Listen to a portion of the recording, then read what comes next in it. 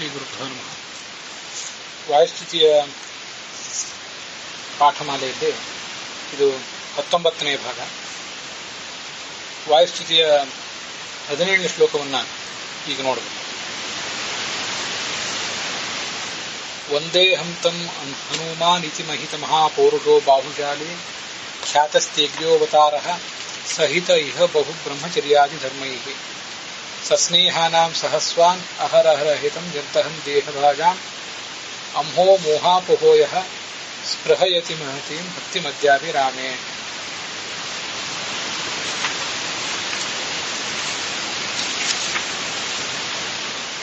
ಹನುಮಾನ್ ಅಂತ ನಿನ್ನ ಒಂದು ರೂಪ ಇದೆ. ಮೊದಲನೇದ್ದು 3 ರೂಪಗಳಲ್ಲಿ ಹನುಮಾನ್ ಅಂತ ಮೊದಲನೇ ರೂಪ. ಇದಕ್ಕೆ ಜ್ಞಾನಾದಿಗಳು ಉಳ್ಳವನು ಅಂತ ಅರ್ಥ. ಹನು ಶಬ್ದ ಜ್ಞಾನವಾಚಿ ಅಂತ ಇದನ್ನ ಪ್ರಯೋಗ ಮಾಡಿದ್ದಾರೆ. ಆದ್ರಿಂದ ಜ್ಞಾನ ಇತ್ಯಾದಿ ಅರ್ಥಗಳನ್ನು ಹೇಳ್ತದೆ. ಮಹಾಪೌರುಷ ಉಳ್ಳದ್ದು, ಭುಜ ಪರಾಕ್ರಮ ಉಳ್ಳದ್ದು, ಬ್ರಹ್ಮಚರ್ಯ ಮೊದಲಾದ ಧರ್ಮಗಳನ್ನು ಪಾಲನೆ ಮಾಡಿದಂಥ ಧರ್ಮ. ನಮ್ಮ ದೋಷಗಳನ್ನು, ನಮ್ಮಲ್ಲಿರುವಂಥ ದೋಷಗಳನ್ನು ಪರಿಹರಿಸುವಂಥ ರೂಪ ಕೂಡ. ಅರಿಷಡ್ವರ್ಗಗಳೇನಿವೆ ಅವುಗಳನ್ನು ಪರಿಹರಿಸುವಂಥ ಒಂದು ರೂಪ ಇದೆ.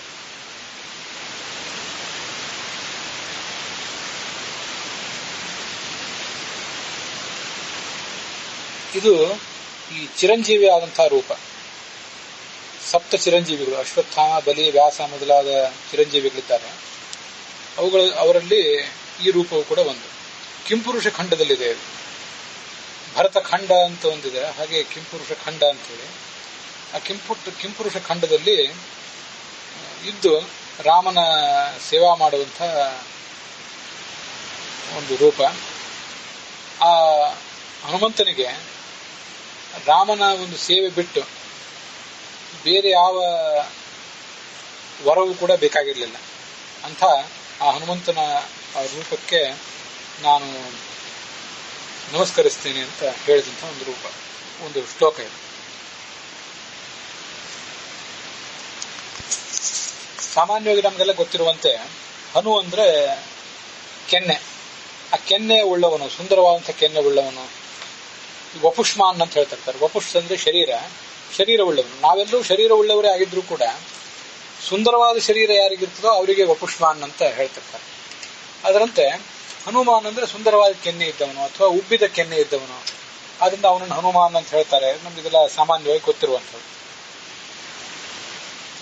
ಆಚಾರ್ಯರು ತಮ್ಮ ಅನೇಕ ಗ್ರಂಥಗಳಲ್ಲಿ ಆ ಶಬ್ದಗಳ ಅರ್ಥಗಳನ್ನು ಕೂಡ ತಿಳಿಸಿದ್ದಾರೆ. ಅದರಲ್ಲಿ ಛಾಂದೋಗ್ಯ ಉಪನಿಷತ್ ಭಾಷ್ಯದ ಒಂದು ಉಲ್ಲೇಖವನ್ನು ಈಗ ನಾವು ನೋಡೋಣ. ಇದು ಸದ್ಭಾವ ಅನ್ನುವ ಗ್ರಂಥದ ವಿವರ.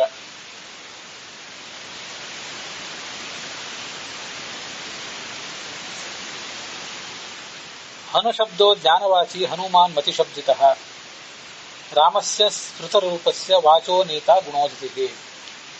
ಹನು ಅನ್ನೋ ಶಬ್ದ ಜ್ಞಾನ ಎಂಬ ಅರ್ಥವುಳ್ಳಂತಹ ಹನಗತೌ ಧಾತುವಿನಿಂದ ಬಂದಿದೆ. ಹನ ಹಿಂಸಾಯಾಮ್ ಅಂತಿದೆ, ಹಾಗೆ ಹನಗತವು ಅಂತನೂ ಧಾತು ಇದೆ. ಈ ಧಾತುವಿನಿಂದ ಗತಿ ಅಂದರೆ ಜ್ಞಾನ ಅಂತ ಅರ್ಥ. ಹಾಗಾಗಿ ಹನು ಅಂದ್ರೆ ಮತಿ ಅನ್ನೋ ಅರ್ಥವನ್ನು ಹೇಳ್ತದೆ. ಹನುಮಾನ್ ಅಂದ್ರೆ ಮತಿ ಉಳ್ಳವನು, ಶ್ರೇಷ್ಠವಾದ ಜ್ಞಾನ ಉಳ್ಳವನು ಅಂತ ಇದನ್ನು ಹೇಳ್ಬೋದಾಗಿದೆ.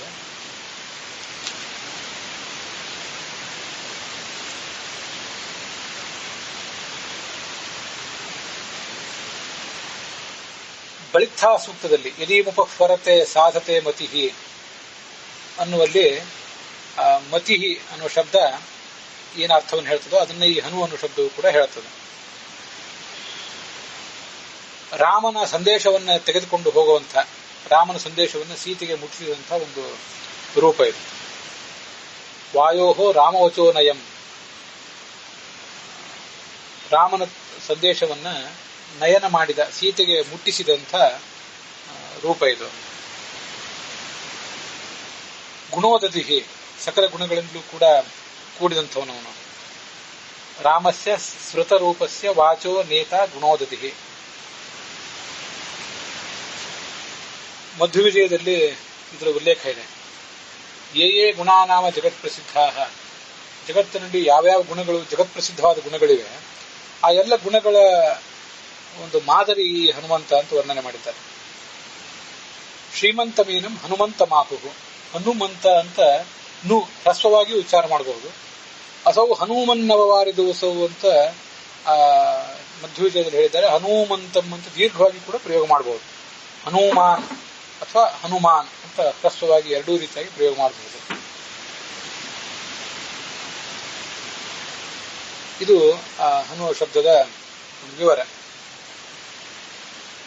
ಶಬ್ದಗಳ ಅರ್ಥಗಳನ್ನು ಹೀಗೆ ಗಮನಿಸೋಣ. ಹನುಮಾನ್ ಜ್ಞಾನಪೂರ್ಣನಾದ್ರಿಂದ ಹನುಮಂತ ಎಂಬ ಹೆಸರುಳ್ಳದ್ದು. ಮಹಿತ ಮಹಾಪೌರುಷ, ಮಹಿತ ಅಂದ್ರೆ ಲೋಕದಲ್ಲಿ ಪೂಜ್ಯವಾದ ಮಹಾಪೌರುಷ, ಅತ್ಯಂತ ಶ್ರೇಷ್ಠವಾದಂತಹ ಒಂದು ಪೌರುಷ ಒಂದು. ಬಹು ಬ್ರಹ್ಮಚರ್ಯಾದಿ ಧರ್ಮೈಹಿ, ಬ್ರಹ್ಮಚರ್ಯ ಪಾಲನೆ ಮಾಡಿದ, ಸ್ವಾಮಿ ಭಕ್ತಿಯನ್ನು, ರಾಮನಲ್ಲಿ ಭಕ್ತಿಯನ್ನು ತೋರಿಸಿದ,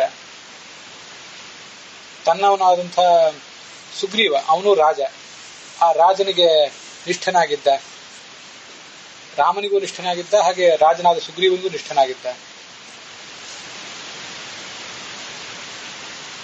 ಈ ಧರ್ಮಗಳಿಂದ ಸಹಿತ ಕೂಡಿದ್ದು. ಸಹಸ್ವಾನ್ ಬಹಳ ಬಲಿಷ್ಠವಾದದ್ದು. ಸಹಃ ಅನ್ನೋ ಶಬ್ದಕ್ಕೆ ಅನಭಿಭಾವ್ಯ ಅನ್ನೋ ಅರ್ಥವನ್ನ ಭಾರತವೇ ಹೇಳಿದೆ. ಹಿಂದೆ ನಾವು ಅದನ್ನು ಅನೇಕ ಬಾರಿ ನೋಡಿದ್ದೀವಿ. ಈ ಮುಖ್ಯ ಪ್ರಾಣನಿಗೆ ಪ್ರಾಣ ಓಜಸ್ ಸಹಸ್, ಪ್ರಾಣ ಓಜಸ್ ಸಹೋಬಲಂ ಅಂತ 4 ಶಬ್ದಗಳನ್ನ ಭಾಗವತ ಹೇಳಿದೆ. ಆ ಭಾಗವತದ ತಾತ್ಪರ್ಯದಲ್ಲಿ ಆಚಾರ್ಯರು ಪ್ರಾಣ ಓಜಸ್ ಸಹಸ್ ಬಲ ಮತ್ತು ವಿಧೃತಿ ಅಂತ 5 ಶಬ್ದಗಳನ್ನ ಒಟ್ಟು ಹೇಳಿದ್ದಾರೆ. ಸರ್ವಚೇಷ್ಟೈತೃತ್ವ ಪ್ರಾಣ, ಎಲ್ಲರನ್ನೂ ಚೇಷ್ಟೆಗೆ ತೊಡಗಿಸುವುದರಿಂದ, ಅವರವರ ಕ್ರಿಯೆಗಳಲ್ಲಿ ತೊಡಗಿಸುವುದರಿಂದ ಅವನಿಗೆ ಪ್ರಾಣ ಅಂತ ಹೆಸರು. ಸರ್ವಚೇಷ್ಟೈತೃತ್ವಾಚ ಪ್ರಾಣೋಭಿಭವ ಶಕ್ತಿತಃ ಓಜಃ, ಅಭಿಭವ ಶಕ್ತಿತಃ ಇನ್ನೊಬ್ಬರನ್ನು ಸೋಲಿಸುವುದರಿಂದ ಅವನು ಓಜಸ್ ಅನಿಸ್ಕೊಂಡಿದ್ದಾನೆ. ಮತ್ತೆ ಇನ್ನೊಬ್ಬರಿಗೆ ಮಣಿಯದಿರುವುದರಿಂದ ಸಹಸ್ ಅಂತ ಕರೆಸ್ಕೊಂಡಿದ್ದಾನೆ. ಅನಭಿಭಾವ್ಯತ್ವ ಸಹ, ಇಲ್ಲಿ ಸಹಸ್ವಾನ್ ಅಂತಂದ್ರೆ ಬಲಿಷ್ಠವಾದದ್ದು, ಇನ್ನೊಬ್ಬರಿಗೆ ಮಣಿಯದಷ್ಟು ಬಲಿಷ್ಠವಾದದ್ದು ಅಂತ ಅದರ ತಾತ್ಪರ್ಯ. ಸ್ವೇಚ್ಛೆಯಾಕೃತೆ ಬಲಂ, ತನ್ನ ಇಚ್ಛೆಗೆ ಅನುಸಾರವಾಗಿ ಯಾವತ್ತು ಕೆಲಸ ಮಾಡುವನಾದ್ರಿಂದ ಅವನಿಗೆ ಬಲ ಅಂತ ಹೇಳ್ತಾರೆ. ವಿಧಾರಕತ್ವಾಕ್ಕೆ ವಿಧೃತಿ, ಎಲ್ಲವನ್ನು ಹೊತ್ತವನು, ಅವನಿಗೆ ಆ ಕಾರಣದಿಂದ ವಿಧೃತಿ ಅಂತ ಹೇಳ್ತಾರೆ.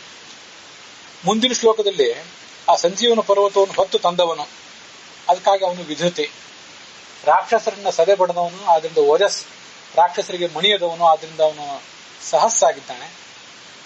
ಈ ಎಲ್ಲ ಕಾರಣದಿಂದ ಅವನನ್ನ ಈ ಗುಣಗಳಿಂದ ನಾವು ತಿಳ್ಕೊಳ್ಬಹುದಾಗಿದೆ.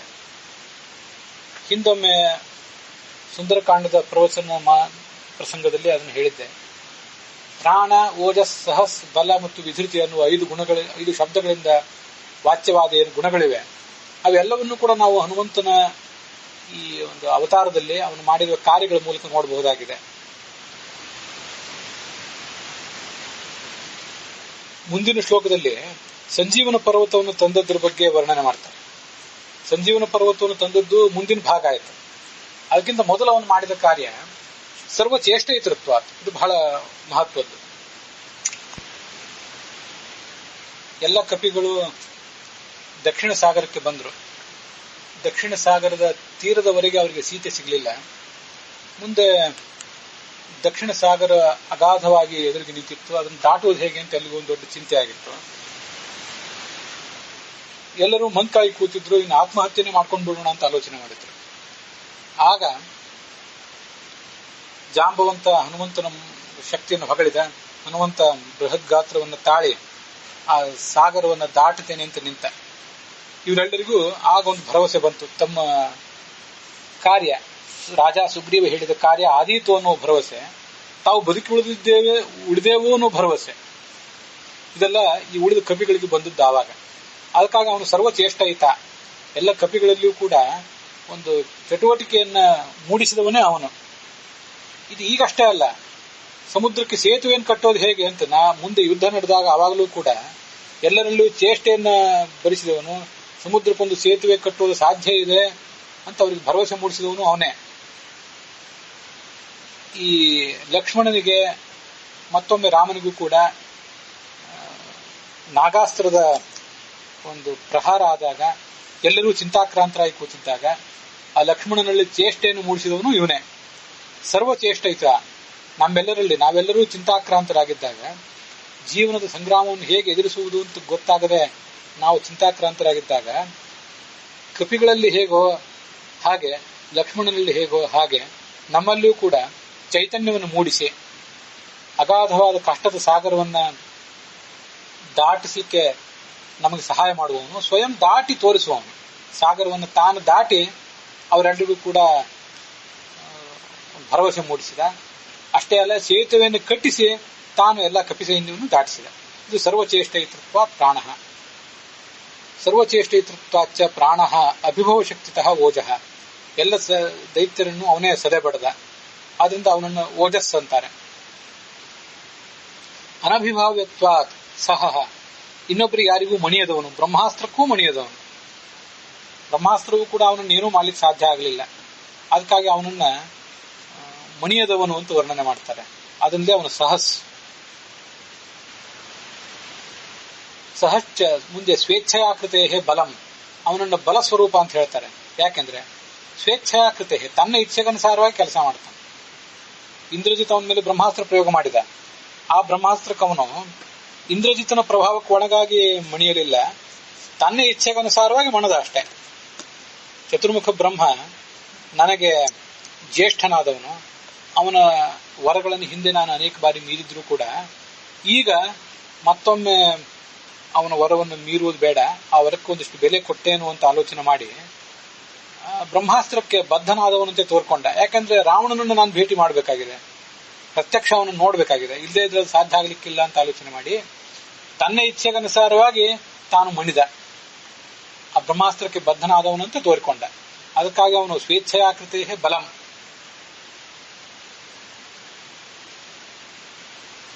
ಮತ್ತೆ ವಿಧಾರಕತ್ವಾಚ ವಿಧೃತಿರು ವಾಯುರುಚ್ಯತೆ. ವಿಧೃತಿ ಅಂತ ಅವನನ್ನ ಇಕಾರಾಂತವಾಗಿ ಕೂಡ ಕರೀತಾರೆ. ಯಾಕೆಂದ್ರೆ ವಿಧಾರಕತ್ವಾತ್, ಈ ಎಲ್ಲ ಕಪಿಗಳ ಭಾರವನ್ನು ಹೊತ್ತವನು. ರಾಮ ಕಾರ್ಯದ ಭಾರವನ್ನ ಬೇರೆಯವರಿಗೆ ಹೊರಲಿಕ್ಕೆ ಆಗದೇ ಇದ್ದಾಗ ಅದನ್ನು ಹೊತ್ತವನೇ ಇವನು. ಸಮುದ್ರವನ್ನು ದಾಟಲಿಕ್ಕೆ ಯಾರಿಗೂ ಸಾಧ್ಯ ಆಗಿರ್ಲಿಲ್ಲ, 90 ಯೋಜನೆ ಕೆಲವರಿಗಾಗಿತ್ತು, ಇನ್ನು 100 ಯೋಜನೆ ದಾಟಲಿಕ್ಕೆ ಬೇರೆ ಯಾರಿಗೂ ಸಾಧ್ಯ ಆಗಿದ್ದಿಲ್ಲ. ದಾಟಿ ಏನೋ ಮರಳಿ ಬರ್ಲಿಕ್ಕೆ ಸಾಧ್ಯ ಆಗೋದಿಲ್ಲ ಅಂತ ಮತ್ತೊಬ್ಬ ಹೇಳಿದ. ಆ ಕಡೆ ಹಾರಿ ಮರಳಿ ಬರುವ ಪೂರ್ಣ ಜವಾಬ್ದಾರಿಯನ್ನು ಹೊತ್ತವನು, ಸೇತುವೆಯನ್ನು ಕಟ್ಟುವ ಜವಾಬ್ದಾರಿ ಹೊತ್ತವನು, ಈ ಎಲ್ಲ ಮಾಡಿದವನು ಇವನೇ ಆಗಿದ್ದಾನೆ. ಅದರಿಂದ ಅವನನ್ನ ನಾವು ವಿಧೃತಿ ಅಂತ ಶಬ್ದದಿಂದ ಕೂಡ ಹೇಳಬಹುದಾಗಿದೆ. ಹನುಮಂತನ ಕುರಿತಾದ ಕೆಲವು ಕಾರ್ಯಗಳು ಮುಂದೆ ಬರೋದಿದೆ ಮುಂದಿನ ಶ್ಲೋಕದಲ್ಲಿ. ಇಲ್ಲಿ ಸಹಸ್ವಾನ್ ಅಂತ ಶಬ್ದ ಬಂದಿದ್ದರಿಂದ ಒಟ್ಟಿಗೆ ಹೇಳ್ಬಿಡೋಣ ಅಂತ ಹೇಳಿದೆ ಅಷ್ಟೇ.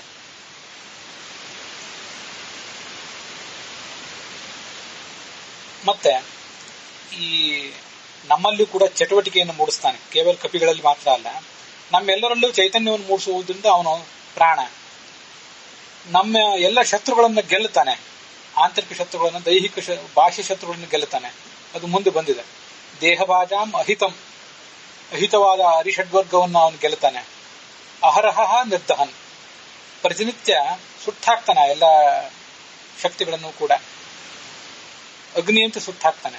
ಸಮುದ್ರ ಲಂಕೆಯನ್ನು ಮಾತ್ರ ಸುಟ್ಟಿದ್ದಲ್ಲ, ನಮ್ಮ ಶತ್ರುಗಳನ್ನು ಸುಡ್ತಾನೆ. ಅದಕ್ಕಾಗಿ ಆತನನ್ನು ಓಜಸ್ ಅಂತೀವಿ. ಮತ್ತೆ ನಮ್ಮ ಈ ಯಾವ ಶತ್ರುಗಳಿಗೂ, ರಾಕ್ಷಸರಿಗೆ ಮಾತ್ರ ಅಲ್ಲ, ಈ ಯಾವ ಶತ್ರುಗಳಿಗೂ ತಾನು ಮಣಿಯೋದಿಲ್ಲ. ಹೀಗೆ ಹನುಮಂತನನ್ನು ನಾವು ನೀನು ಇನ್ನೊಬ್ಬರನ್ನು ಸೋಲಿಸುವವನು, ಇನ್ನೊಬ್ಬರಿಗೆ ಮಣಿಯದವನು ಅಂತ ಉಪಾಸನೆ ಮಾಡಿದರೆ ದುಷ್ಟ ಶಕ್ತಿಗಳಿಗೆ, ದುಷ್ಟ ಪ್ರಭಾವಗಳಿಗೆ, ಪರಿಸರದ ಕೆಟ್ಟ ಪ್ರಭಾವಗಳಿಗೆ ಮಣಿಯದೇ ಇರುವ ಒಂದು ಶಕ್ತಿ ನಮಗೂ ಬರ್ತದೆ. ಇನ್ನೊಬ್ಬರನ್ನ, ದುಷ್ಟರನ್ನ ಸೋಲಿಸಿ ಮುನ್ನುಗ್ಗುವಂತ ಶಕ್ತಿ ನಮಗೂ ಬರ್ತದೆ. ಅದಕ್ಕಾಗಿ ಅವನನ್ನ ಪ್ರಾಣ ಓಜಸ್ ಸಹಸ್ ಅಂತ, ಪ್ರಾಣ ಓಜಸ್ ಸಹಸ್ ಬಲ ಅಂತ ಭಾಗವತದಲ್ಲಿ ಹೇಳಿದಂತೆ ಉಪಾಸನೆ ಮಾಡಬೇಕು. ಭಾರತದಲ್ಲಿ ಹೇಳಿದಂತೆ ವಿಧೃತಿ ಅಂತನ್ನುವಂತಹ ಪ್ರತ್ಯೇಕ ಶಬ್ದವೂ ಇದೆ. ಸ್ವೇಚ್ಛಾಕೃತೆ ಬಲಂ, ನಮ್ಮ ಇಚ್ಛೆಗನುಸಾರವಾಗಿ ಶಾಸ್ತ್ರವನ್ನ ಓದೋಣ, ಸಂಪ್ರದಾಯವನ್ನು ಗೌರವಿಸೋಣ, ಅದಕ್ಕೆ ತಕ್ಕಂತೆ ನಮ್ಮ ಇಚ್ಛೆಗೆ ತಕ್ಕಂತೆ ನಡ್ಕೊಳ್ಳೋಣ. ಬೇರೆ ಯಾರೋ ಲೌಕಿಕ ವ್ಯವಹಾರದಲ್ಲಾಗ್ಲಿ ಧಾರ್ಮಿಕ ವ್ಯವಹಾರದಲ್ಲಾಗ್ಲಿ ಬೇರೆ ಯಾರೋ ಏನೋ ಹೇಳಿದಂತೆ ನಾವು ಕೇಳಬೇಕಾದ್ದಿಲ್ಲ. ನಮ್ಮ ಇಚ್ಛೆಗನುಸಾರವಾಗಿ ನಡ್ಕೊಳ್ಳೋಣ.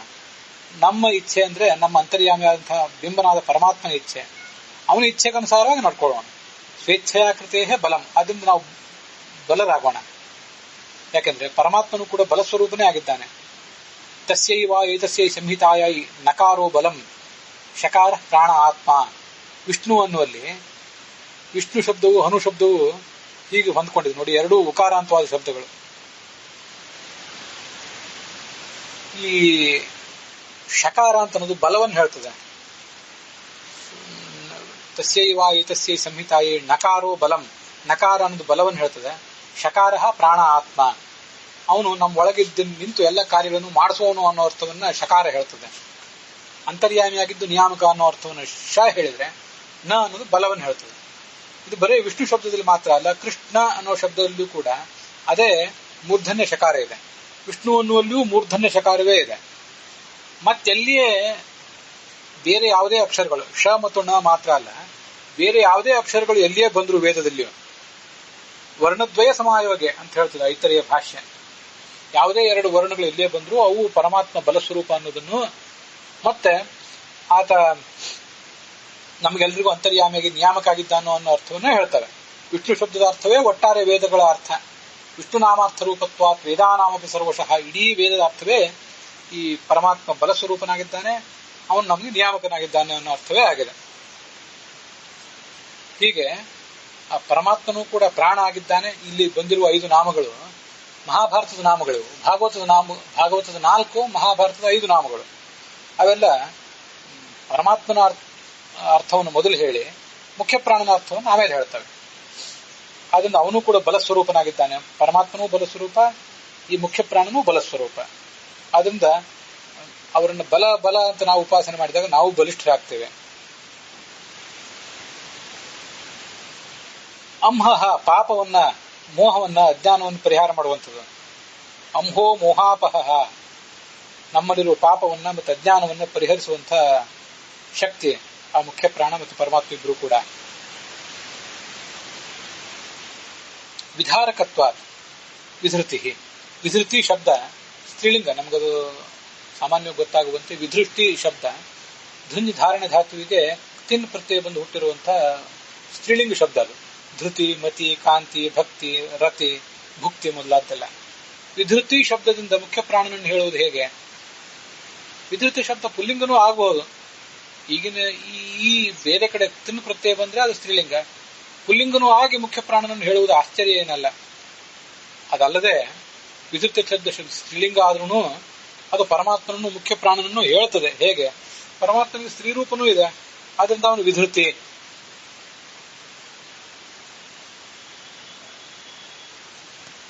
ಸ್ತ್ರೀ ಗುಣ ಪುಂಗುಣಾಶ್ಚೈವ ನಪುಂಸಕ ಗುಣ ಅಪಿ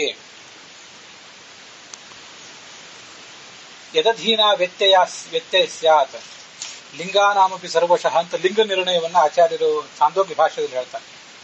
ಸ್ತ್ರೀಯರಲ್ಲಿರುವ ಗುಣಗಳು, ಪುರುಷರಲ್ಲಿರುವ ಗುಣಗಳು, ನಪುಂಸಕದಲ್ಲಿರುವ ವ್ಯಕ್ತಿಗಳಲ್ಲಿರುವ ಗುಣಗಳು, ಜಡ ಚೇತನಗಳಲ್ಲಿ ಇರುವ ಎಲ್ಲ ಗುಣಗಳು ಕೂಡ ಇವೆಲ್ಲವೂ ಕೂಡ ಪರಮಾತ್ಮನ ಅಧೀನವಾಗಿವೆ ಅಲ್ಲ.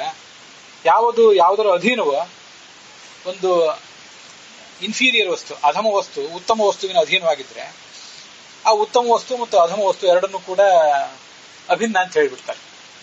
ಆದ್ರಿಂದ ಎಲ್ಲ ಗುಣಗಳು, ಪುರುಷರ, ಸ್ತ್ರೀಯರ, ನಪುಂಸಕರ ಎಲ್ಲ ಗುಣಗಳು ಪರಮಾತ್ಮನ ಅಧೀನ. ಆದ್ರಿಂದ ಸ್ತ್ರೀಲಿಂಗ, ಪುಲ್ಲಿಂಗ ಮತ್ತು ನಪುಂಸಕಲಿಂಗ ಎಲ್ಲವೂ ಕೂಡ ಪರಮಾತ್ಮನನ್ನೇ ಹೇಳ್ತವೆ. ಲಿಂಗಾನಾಂ ತತ್ರ ಸರ್ವಶಃ, ಪರಮಾತ್ಮನನ್ನು ಯಾವ ಲಿಂಗದಲ್ಲಿಯೂ ಹೇಳಬಹುದು. ಲಿಂಗಾನಾಂ ವ್ಯತ್ಯಯ ಸ್ಯಾತ್, ಲಿಂಗ ವ್ಯತ್ಯಯ ಮಾಡಿದ್ರೆ ಅದು ತಪ್ಪೇನಲ್ಲ. ಅದಲ್ಲದೆ ಪರಮಾತ್ಮನಿಗೆ ಪುರುಷ ರೂಪವೂ ಇದೆ, ಸ್ತ್ರೀ ರೂಪವೂ ಇದೆ. ನಪುಂಸಕ ಲಿಂಗ ಅವನಿಗಿಲ್ಲ, ಆದ್ರೆ ನಪುಂಸಕ ಲಿಂಗವೂ ಕೂಡ ಅವನ ಅಧೀನ. ಆದ್ರಿಂದ ನಪುಂಸಕ ಲಿಂಗದಲ್ಲಿಯೂ ಅವನನ್ನು ಹೇಳಿದ್ರೆ ತಪ್ಪೇನಲ್ಲ. ಐತರೆಯ ಭಾಷ್ಯದಲ್ಲೇ ಉದ್ಧೃತವಾದಂತಹ ಗರುಡ ಪುರಾಣದ ಮಾತು ಹೇಳುವಂತೆ ತಥಾ ಪೆರಾಗಾಕೃಷ್ಟತ್ವ ತತ್ಶಬ್ದೈರಪಿ ಭಣ್ಯತೆ. ವಿಷ್ಣುವ್ರ ನಪುಂಸಕಾಕಾರೋ ನೈವಾತ್ರ ವಿದ್ಯತೆ ಕ್ವಚಿತ್. ನಪುಂಸಕ ಆಕಾರ ಅವನಿಗಿಲ್ಲ, ಆದ್ರೆ ಅವನ ಸ್ತ್ರೀ ರೂಪಕ್ಕೆ, ಮೋಹಿನಿ ಸ್ತ್ರೀ ರೂಪಕ್ಕೆ ಪುರುಷರ ಬಗ್ಗೆ ಆಕರ್ಷಣೆ ಇಲ್ಲ. ಅವನು ರಾಮಕೃಷ್ಣಾದಿ ರೂಪದಿಂದಿದ್ದಾಗ ಸ್ತ್ರೀಯರ ಬಗ್ಗೆ ಅವನಿಗೆ ಆಕರ್ಷಣೆ ಇರಲಿಲ್ಲ, ಲೀಲೆ ಮಾಡಿದ ಅಷ್ಟೆ. ಹೀಗೆ ಅವನಿಗೆ ಯಾರ ಬಗ್ಗೆನೂ ಆಕರ್ಷಣೆ ಇಲ್ಲ, ಆದ್ರಿಂದ ನಪುಂಸಕ ಶಬ್ದದಿಂದ ಅವನು ವಾಚ್ಯ ಅಂತ ಐತರೇಯ ಉಪನಿಷತ್ ಭಾಷ್ಯದಲ್ಲಿ ಬಂದಿದೆ. ನಪುಂಸಕ ಲಿಂಗವೂ ಅವನ ಅಧೀನ ಆದ್ರಿಂದ ಅವನನ್ನು ನಪುಂಸಕ ಲಿಂಗದಲ್ಲಿ ಕರೆದರೂ ತಪ್ಪಿಲ್ಲ. ಅವನನ್ನು ಹೇಳುವ ಶಬ್ದಗಳನ್ನ ಹೀಗೆ ಲಿಂಗ ವ್ಯತ್ಯಾಸದಿಂದ ಹೇಳಿದ್ರೂ ತಪ್ಪಿಲ್ಲ. ಅದರಿಂದ ವಿಧೃತಿ ಶಬ್ದವೂ ಅವನನ್ನೇ ಹೇಳ್ತದೆ, ಏನು ತಪ್ಪಿಲ್ಲ. ಅದಲ್ಲದೆ ಮುಖ್ಯ ಪ್ರಾಣನ ಹೇಗೆ ಅಂದ್ರೆ, ಮುಖ್ಯ ಪ್ರಾಣನು ಕೂಡ ವಿಧೃತಿ ಅಂತ ಹೇಳ್ತಾರೆ.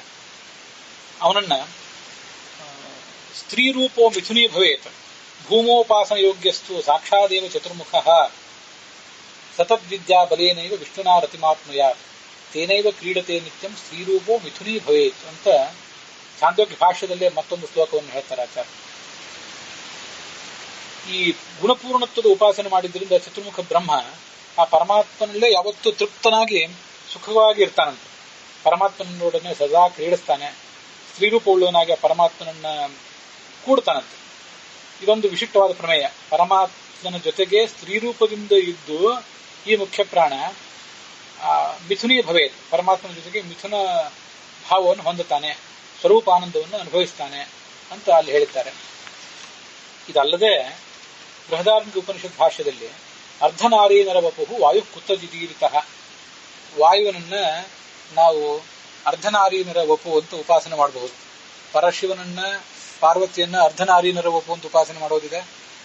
ಮತ್ತೆ ಪರಮಾತ್ಮನನ್ನು ಹಾಗೆ ಉಪಾಸನೆ ಮಾಡುವುದಂತೂ ಇದ್ದೇ ಇದೆ. ಅರ್ಧನಾರೀನರ ತಂತ್ರ, ಅರ್ಧನಾರಿ ನಾರಾಯಣ ತಂತ್ರ ಅಂತ ಒಂದು ಗ್ರಂಥವನ್ನೇ ಆಚಾರ್ಯರು ಈ ಐತರೇಯ ಭಾಷ್ಯದಲ್ಲಿ ಉದ್ಧರಿಸ್ತಾರೆ. ಮುಖ್ಯ ಪ್ರಾಣನಿಗೂ ಅರ್ಧನಾರೀನರ ರೂಪಗಳಿವೆ, ಎಲ್ಲ ದೇವತೆಗಳಿಗೂ ಇವೆ ಅಂತ ಹೇಳಿದ್ದಾರೆ ಅಲ್ಲಿ. ಆದ್ರಿಂದ ವಿಧೃತಿ ಶಬ್ದದಿಂದ ಪರಮಾತ್ಮನನ್ನ, ಮುಖ್ಯ ಪ್ರಾಣನನ್ನ, ಸ್ತ್ರೀಲಿಂಗವೇ ಇರಲಿ ಪುಲ್ಲಿಂಗವೇ ಇರಲಿ, ಅದನ್ನು ಹೇಳುವುದೇನು ಆಶ್ಚರ್ಯ ಅಲ್ಲ. ಮತ್ತೆ ಅದರ ಹಿಂದೆ ಇಷ್ಟೆಲ್ಲ ಒಂದು ಶಾಸ್ತ್ರೀಯ ರಹಸ್ಯವೂ ಕೂಡ ಅಡಗಿದೆ ಅಂತ ನಾವು ಅದನ್ನ ತಿಳ್ಕೊಳ್ಬೇಕು.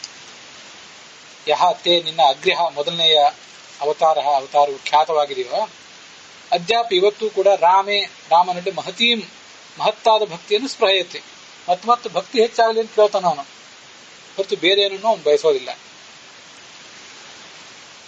ಆ ಹನುಮಂತನ ಅವತಾರಕ್ಕೆ ನಾನು ಒಂದೇ ನಮಸ್ಕರಿಸ್ತೇನೆ ಅಂತ ಅಲ್ಲಿ ಆ ಶ್ಲೋಕದ ಭಾವ. ಸಾಧಕೋ ರಾಮವಾಕ್ಯಾನಾಂ ತತ್ಸಮೀಪ ಗತಸ್ತದ, ಇದು ಬೃಹದ್ ಭಾಷ್ಯದಲ್ಲಿ ಆಚಾರ್ಯರು ಉದ್ಧರಿಸಿದಂತಹ ಒಂದು ಶ್ಲೋಕ. ಬೃಹದಾರಣ್ಯಕ ಭಾಷ್ಯದಲ್ಲಿ ರಾಮನ ವಾಕ್ಯಗಳ ಸಾಧಕ ಇವನು, ಅವನ ಸಮೀಪದಲ್ಲಿ ಯಾವತ್ತೂ ಇರುವಂಥವನು. ಹನುಮಾನ್ ಪ್ರಥಮೋಜ್ಞೇಯ ಅಂತ ಇದೆ. ಐತರೇಯ ಉಪನಿಷತ್ ಭಾಷ್ಯದಲ್ಲಿಯೂ ಕೂಡ ಹನುಶಬ್ದೋ ಜ್ಞಾನವಾಚಿ ಹನುಮಾನ್ ಮತಿಶಬ್ದಿತ, ಹನುಮಾನ್ ಪ್ರಥಮೋಜ್ಞೇಯ ಸಾಧಕೋ ರಾಮವಾಕ್ಯಾನಾಂ ಅಂತ ಒಂದು ಸಮಾನವಾದ ಶ್ಲೋಕವನ್ನು ಅಲ್ಲಿ ಹೇಳ್ತಾರೆ.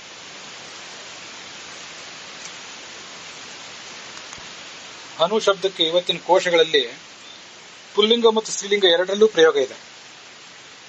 ಅದು ಒಂದು ಸ್ವಾರಸ್ಯವೇ. ವಿಧೃತಿ ಶಬ್ದ ಹೇಗೆ ಸ್ತ್ರೀಲಿಂಗದಲ್ಲೂ ಇದ್ದೇ ಇದೆ, ಪುಲ್ಲಿಂಗವೂ ಆದೀತು ಅಂತ ಹೇಳಿದ್ನು, ಹಾಗೆ ಅನುಶಬ್ದ ಅಂತೂ ಸ್ವಾಭಾವಿಕವಾಗಿ ಪುಲ್ಲಿಂಗ ಮತ್ತು ಸ್ತ್ರೀಲಿಂಗದಲ್ಲಿದೆ. ಹನ ಹಿಂಸಾಗತ್ಯೋ ಅಂತ ಧಾತು, ಹಂತಿ, ಅದಕ್ಕೆ ಊ ಪ್ರತ್ಯಯ ಬಂದು ಹನು ಅಂತ ಆಗಿದೆ. ಕಪೋಲದ್ವಯ ಪರಮುಖ ಭಾಗ, ಎರಡು ಕಪೋಲಗಳು, ಗಂಡಹ ಗಲ್ಲಹ ಕಪೋಲಹ ಅಂತ ಹೀಗೆಲ್ಲ ಅದನ್ನ ಅನೇಕ ಪರ್ಯಾಯ ಪದಗಳನ್ನು ತೋರಿಸಿದ್ದಾರೆ. ಅಂಥ ಹನು ಉಳ್ಳವನೇ ಹನುಮಾನ್ ಈಗಿನ ಕೋಶಗಳಲ್ಲಿ. ನಮ್ಮಲ್ಲಿ ಹನು ಅಂತಂದ್ರೆ ಹನಹಿಂಸಾಗತ್ಯೋ ಧಾತುವಿಂದ ಅಲ್ಲದೆ ಎರಡೂ ಅರ್ಥವನ್ನು ಇಟ್ಕೊಳ್ಬಹುದು. ಶತ್ರುಗಳನ್ನ ನಾಶಪಡಿಸುವವನು ಅಂತ ಒಂದು ಅರ್ಥ, ಹನ ಅಂದ್ರೆ ಜ್ಞಾನ, ಮತ್ತೆ ಊ ಅಂತೂ ಇದೆಯಲ್ಲ ಅಲ್ಲಿ, ಆ ಊ ಅಂತ ಅನ್ನೋದು ಅಂತ್ಯಸ್ಥಿತ ಉಕಾರಸ್ತು ತಾಚ್ಛೀಲ್ಯಾದಿ ಹರೇರ್ ಒದೆಯತ್ತಂತ. ಅನು ಅನ್ನುವಲ್ಲಿ ಉಕಾರ ಇದೆಯಲ್ಲ, ಹಾಗೆ ವಿಷ್ಣು ಅನ್ನುವಲ್ಲಿ ಉಕಾರ ಇದೆಯಲ್ಲ, ಆ ವಿಷ್ಣು ಅನ್ನುವಲ್ಲಿ ಉಕಾರ ಅಂತ ಅನ್ನೋದು ಈ ಪರಮಾತ್ಮನ ಬಲ ಮತ್ತು ಪರಮಾತ್ಮನ ಪ್ರೇರಕತ್ವ ಇದೆಯಲ್ಲ, ಅವನು ಜಗತ್ತನ್ನು ಪ್ರೇರಿಸ್ತಾ ಇದ್ದಾನೆ, ಅವನು ಬಲ ಸ್ವರೂಪನಾಗಿದ್ದಾನೆ ಅನ್ನುವ ಸಂಗತಿ, ಅದೆರಡು ತಾಚ್ಛೀಲ್ಯ, ಏನೋ ತಪಸ್ಸು ಮಾಡಿ ಪಡ್ಕೊಂಡದ್ದಲ್ಲ. ಅದು ಪರಮಾತ್ಮನ ಸ್ವರೂಪ ಅದು ಅಂತ ತೋರಿಸ್ಕೊಡ್ತಾ ಇದ್ದಾರೆ. ಹೀಗೆ ಹನು ಅನ್ನುವಲ್ಲಿಯೂ ಕೂಡ ಈ ಜ್ಞಾನ ಅಂತ ಅನ್ನೋದು ಆ ಪರಮಾತ್ಮನ ಸ್ವರೂಪವೇ ಆಗಿದೆ ಹೊರತು ಅದು ತೀವ್ರವಾದಂತಹ ತಪಸ್ಸು ಇತ್ಯಾದಿಗಳನ್ನು ಮಾಡಿದ ಬಳಿಕ ಅವನಿಗೆ ಸಿಕ್ಕಿದ್ದಲ್ಲ, ಅವನ ಅಂತರಂಗದ ಒಂದು ಶಕ್ತಿ ಅದು ಅಂತನ್ನೋದನ್ನ ತೋರಿಸ್ತದೆ. ಆ ಹನು ಅನ್ನುವಲ್ಲಿನ ಉಕಾರ, ಇದೆಲ್ಲ ಆಧುನಿಕ ಕೋಶಕಾರರಿಗೆ ವ್ಯಾಕರಣಕಾರರಿಗೆ ಅಪರಿಚಿತವಾದ ಸಂಗತಿ. ಹನು ಅನ್ನುವಲ್ಲಿ ಒಂದು ಉಕಾರ ಅಷ್ಟೇ, ಅದು ಒಂದು ಪ್ರತ್ಯಯ. ಯಾಕೆ ಪ್ರತ್ಯಯ ಬಂತು ಅಂದ್ರೆ ಶಬ್ದ ತಯಾರಾಗಬೇಕಾಗಿತ್ತು, ಪ್ರತ್ಯಯ ಬಂತು. ಪ್ರತ್ಯಯಕ್ಕೆ ವಿಶೇಷ ಅರ್ಥ ಏನಿಲ್ಲ, ಶಬ್ದ ತಯಾರಾಗಬೇಕಾಗಿತ್ತು, ಪ್ರತ್ಯಯ ಬಂತು ಇಷ್ಟೇ. ಆದ್ರೆ ಅನ್ನೋದು ಆ ಜ್ಞಾನ ಅನ್ನೋದು ಅವನ ಸ್ವಭಾವ ಅನ್ನೋ ಅರ್ಥವನ್ನು ತೋರಿಸ್ತದೆ. ಇದು ನಮ್ಮಲ್ಲಿ ಒಂದು ವಿಶಿಷ್ಟವಾದಂತಹ ಸಂಗತಿ. ಹೀಗೆ 17ನೇ ಶ್ಲೋಕವನ್ನು ಇಲ್ಲಿ ನೋಡಿ ಮುಗಿಸಿದ್ದೇವೆ. 17ನೇ ಶ್ಲೋಕದ ಪುರಸ್ಚರಣದಿಂದ ಪೌರುಷ ಸಿದ್ಧ ಆಗ್ತದೆ. ಅಲ್ಲಿ ಬಂದಿದೆ ಈಗಾಗಲೇ ಸಹಸ್ ಅನ್ನೋ ಶಬ್ದ. ಆ ಸಹಸ್ ಅನ್ನೋ ಶಬ್ದ ಪ್ರಾಣ, ಓಜಸ್, ಬಲ, ವಿಧೃತಿಗೂ ಕೂಡ ಸೂಚಕವಾಗಿದೆ. ಅದರಿಂದ ಮನುಷ್ಯನನ್ನ, ಸಾಧಕನನ್ನ ಪೌರುಷವಂತನನ್ನಾಗಿ ಮಾಡುವಂತಹ ಒಂದು ಶ್ಲೋಕ ಇದು. ಇದರ ಪುರಸ್ಚರಣ ಫಲವನ್ನು ಕೊಡ್ತದೆ ಅಂತ ಅದರ ವಿವರದೊಂದಿಗೆ ಇವತ್ತಿನ ಈ ಭಾಗ ಸಮಾಪ್ತವಾಗಿದೆ.